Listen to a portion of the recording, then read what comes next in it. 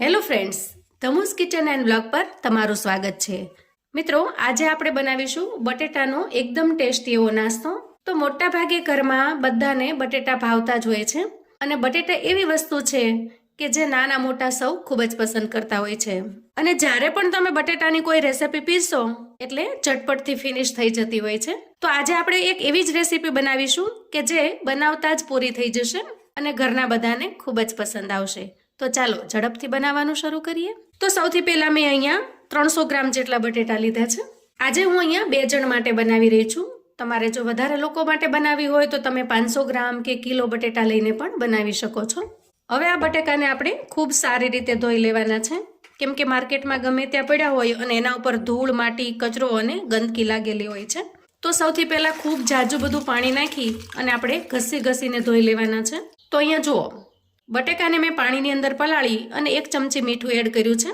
એને આપણે મિક્સ કરી દઈએ અને આ બટેકાને આપણે 5 મિનિટ માટે પલાળવા દઈએ, કેમ કે આજે આપણે બટેકાની છાલ ઉતાર્યા વગર જ એકદમ સરસ અને ક્રિસ્પી નાસ્તો બનાવીશું. તો જ્યારે છાલ નથી ઉતારવાની ત્યારે બટેકાને ચોખ્ખા કરવા ખૂબ જ જરૂરી છે. તો આ રીતે પલાળી અને આપણે ઢાંકીને રહેવા દઈએ. 5 મિનિટ પછી આપણે એને ધોઈ લેશું. તો હવે 5 મિનિટ આ રીતે પાણીમાં રાખ્યા પછી તમે જોઈ શકો છો, જુઓ એકદમ ગંદકી બધી બહાર આવી ગઈ છે, પાણી ગંદુ થઈ ગયું છે. તો આ રીતે જો મીઠું નાખીને પલાળી રાખશો તો બટેકા એકદમ ચોખ્ખા થઈ જશે.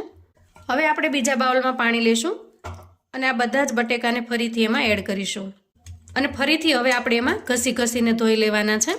તો આ રીતે 2-3 પાણીમાં ફેરવી અને આપણે બટેકાને એકદમ ચોખ્ખા કરી લેવાના છે. અને આ રીતે બટેકા ઉપર કોઈ ડાઘો કે એવું કશું હોય તો આપણે એને ચાકુની મદદથી દૂર કરી લઈશું. હવે આ ધોયેલા બટેકા ઉપર આપણે કાંટીની મદદથી આ રીતે છેદ કરી દેવાના છે. આ રીતે આખા બટેકાની અંદર આપણે કરી દેવાનું છે, અથવા તો ડીશની અંદર રાખીને પણ તમે કરી શકો છો, જેથી કરીને વાગવાની શક્યતા નહીં રહે. હવે આપણે ગેસ ઓન કરી અને એક કડાઈ મૂકીશું. તો અહીંયા તમારે નોનસ્ટિક પેનનો ઉપયોગ કરવો અથવા તો કોઈ જાડા તળિયાની કડાઈ લેવી. કડાઈમાં મેં અહીંયા 2 ચમચી જેટલું તેલ ઉમેર્યું છે. તેલ થોડું ગરમ થાય એટલે આપણે બટેકા એમાં એડ કરીશું. તો અહીંયા આપણે તૈયાર કરેલા બધા જ બટેકાને એડ કરી દેવાના છે અને અડધી કરતાં થોડી ઓછી એટલું આપણે અહીંયા મીઠું ઉમેરીએ. હવે આ બધા જ બટેકાને આપણે સાંતળી લેવાના છે. તો મિત્રો, અહીંયા નહીં તમારે બાફવાની ઝંઝટ કે નહીં ઉકાળવાની, પણ ખાસ એ વાતનો ખ્યાલ રાખવાનો કે બટેકાને આપણે એકદમ નાની સાઈઝના પસંદ કરીશું. હવે આપણે ઢાંકણ ઢાંકી દઈશું અને 2 થી 3 મિનિટ માટે આ રીતે થવા દઈશું. તો અહીંયા ગેસની ફ્લેમને આપણે મીડિયમ રાખીશું. હવે 2 મિનિટ પછી ચેક કરીએ. અહીંયા તમે જોઈ શકો છો, બટેકા ઉપર ધીરે ધીરે કરચલી પડવા માંડી છે, એટલે કે બટેકું ચડવા માંડ્યું છે. તો 2 મિનિટની અંદર મેં વચ્ચે એક વખત ચલાવી લીધું હતું. ફરી આપણે ઢાંકણ ઢાંકી અને મૂકી દઈએ. જરૂર પડે તો વચ્ચે 1-2 વખત ચલાવી લેશું. તો ફરી વધારાની આપણે 3 મિનિટ મૂકી દઈએ. ટોટલ આપણે 5 મિનિટ આ રીતે બટેકાને કરીશું તો એકદમ સરસ બફાઈ જશે. તો હવે આપણે અહીંયા ચેક કરી લઈએ. તો અહીંયા તમે જુઓ, 60% જેવા બટેકા ચડી ગયા છે. અહીંયા આપણે કાંટીની મદદથી ચેક કરી લઈએ. જુઓ, કાંટીમાં આરામથી આવી જાય છે, એનો મતલબ કે બટેકા 60% જેવા ચડી ગયા છે. અડધા કૂક થઈ ગયા છે અને અડધા થોડા કાચા જેવા છે. તો અહીંયા મારે 5 મિનિટની જગ્યાએ થોડી વધારે વાર રાખવું પડ્યું હતું, કેમ કે બટેકા નવા છે એટલે આપણે એને થોડી વધારે વાર શેકવા પડ્યા છે. હવે આપણે આ બટેકાને ઠરવા દેવાના છે. તો આ રીતે આપણે કોઈ જારીમાં લઈ લેશું પહેલાં અને એક પ્લેટમાં કાઢી લેશું, જેથી ઝડપથી ઠરી જશે. આપણે અહીંયા બટેકાને અડી શકીએ એવા ઠંડા કરવાના છે. હવે અહીંયા જુઓ, બટેકા થોડા સામાન્ય તાપમાન પર આવી જાય એટલે આપણે એક બટેટું આ રીતે લેવાનું છે. આવી કોઈ ડીશ અથવા તો વાસણની અંદર મૂકીશું અને અહીંયા એક પોળા તળિયાવાળો વાટકો અથવા તો આવી ડીશ લઈશું અને એને આ રીતે પ્રેસ કરીશું.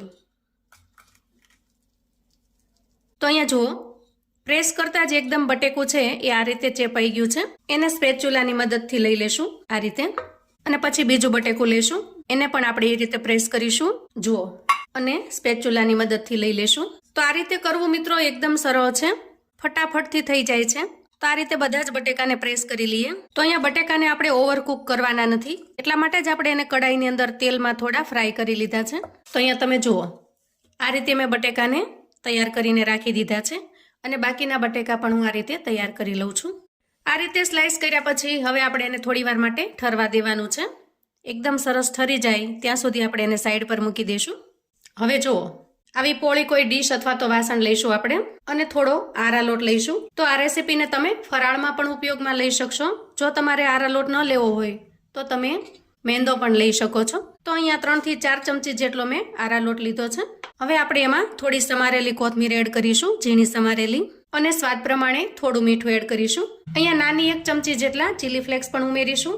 એકદમ સરસ લુક આવે છે એનાથી અને ટેસ્ટમાં પણ ખૂબ જ સરસ લાગે છે. થોડો ચટપટો ટેસ્ટ આપવા માટે આપણે અહીંયા અડધી ચમચી જેટલો આમચૂર પાવડર એડ કરીશું. તમને વધારે ચટપટું ફાવતું હોય તો થોડું વધારે એડ કરી શકો છો.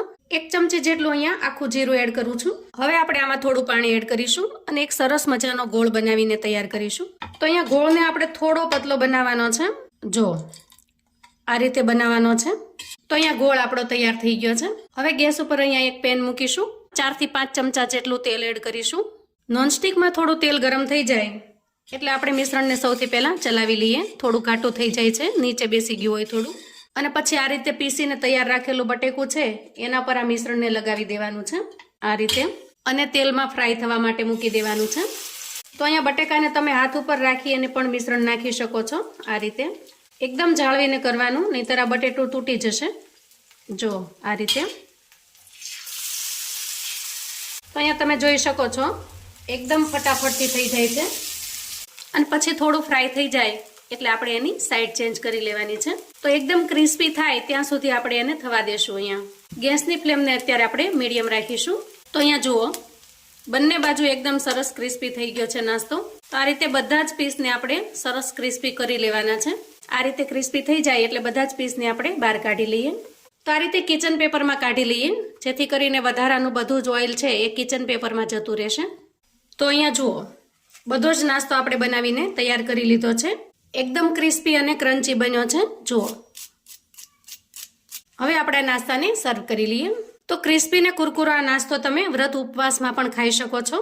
તો મોટા ભાગે વ્રત ઉપવાસમાં તમે સાબુદાણાની કે સિંગ બટેટાની ખીચડી બનાવતા હો છો, પણ ક્યારેક જો આ રીતે બનાવશો તો તમને ખૂબ જ પસંદ આવશે. અહીંયા તમે બટેટાની સાઈઝ જેટલી નાની લેશો એટલા સરસ નાના નાના બનીને તૈયાર થાય છે. મેં અહીંયા થોડા મોટી સાઈઝના બટેટા લીધા હતા. તો નાની નાની બટેટીથી એકદમ ક્યુટ બનીને તૈયાર થાય છે અને બાળકોને આ નાસ્તો ખૂબ જ પસંદ આવશે. તો જ્યારે પણ બહારનું કશું ખાવાનું મન થાય તો તમે આ બનાવીને તૈયાર કરી શકો છો, કેમ કે આના અંદર તમને ભજીયાનો, ફ્રેન્ચ ફ્રાયનો બધા જ ટેસ્ટ આવે છે. તો જોતા જ મોઢામાં પાણી આવી જાય એવો સરસ બનીને તૈયાર થયો છે. અને ટોમેટો કેચઅપ સાથે તો એકદમ ગજબનો ટેસ્ટ આવે છે મિત્રો. જુઓ એકદમ સરસ ને ટેસ્ટી લાગે છે. જેવી રીતે ફ્રેન્ચ ફ્રાયને આપણે ટોમેટો કેચઅપની સાથે ખાઈએ છીએ એવી જ રીતે તમે આને ખાઈ શકો છો. પણ આની વિશેષતા એ છે કે તમે આને ફરાળમાં પણ ખાઈ શકો છો, કેમ કે અહીંયા આપણે મેંદાનો ઉપયોગ નથી કર્યો, અહીંયા આપણે આરા લોટનો ઉપયોગ કરેલો છે. તો આ નાસ્તાને તમે વ્રત ઉપવાસ કે ફરાળમાં ખાઈ શકો છો, બાળકોને ટિફિન બોક્સ કે લંચ બોક્સમાં આપી શકો છો, અને સવારે કે સાંજે નાની મોટી ભૂખની અંદર નાસ્તા તરીકે પણ લઈ શકો છો. ખૂબ જ ટેસ્ટી અને મજેદાર બનીને તૈયાર થાય છે. તો મિત્રો આવી યુનિક અને અલગ રેસિપી તમે તમારા સગા સંબંધી મિત્રોને પણ મોકલી આપજો, જેથી એ લોકો પણ વ્રત ઉપવાસ ફરાળ કે નાસ્તામાં આવો સરસ મજાનો નાની બટેટીનો નાસ્તો બનાવીને તૈયાર કરી શકે, એન્જોય કરી શકે, એના પરિવારને પીરસી શકે. અને આવું અવનવું જોવા માટે અને મને સપોર્ટ કરવા માટે ચેનલ પર જો તમે નવા છો તો ચેનલને સબસ્ક્રાઈબ કરો. વિડીયો ગમે તો લાઈક અને શેર કરો. મને કોમેન્ટમાં ચોક્કસથી જણાવજો મિત્રો કે આજની આપણી આ નાની બટેટીની એકદમ યુનિક અને અલગ રેસિપી તમને કેવી લાગી છે. તો ફરી મળીએ એક નવી રેસિપી સાથે. ત્યાં સુધી આવજો મિત્રો.